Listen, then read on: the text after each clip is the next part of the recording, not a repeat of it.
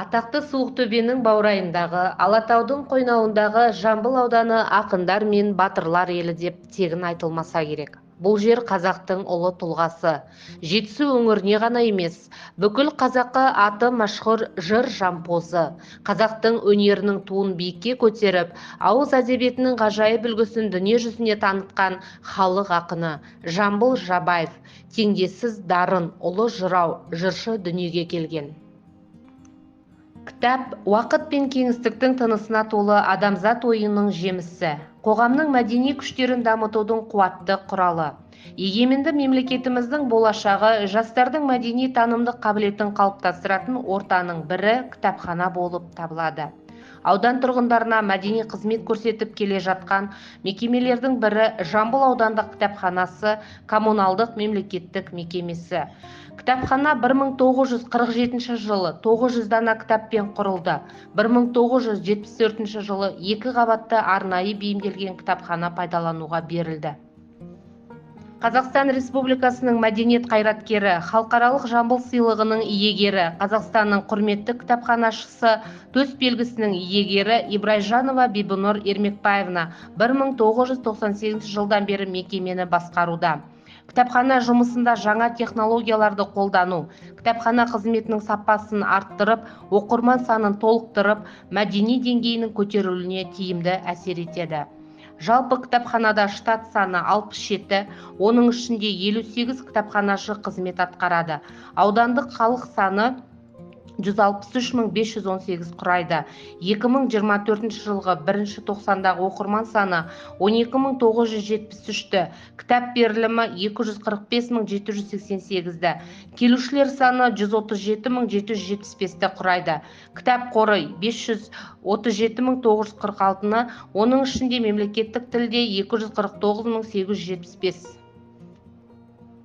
Кітапханада ұлттық рухани құндылықтарды, жеке тұлғалардың өмір жолымен таныстырып, жас ұрпаққа кеңінен дәріптеу, кітапхана мен оқырманды, оқырман мен белгілі тұлғалар арасын жақындастыру мақсатында бір көше, бір тарих, оқуға құштар оқырман, оқитын ұлт жобасымен жұмыс жасап, осы жобалар аясында көпшілік жұмыстар ұйымдастырылуда.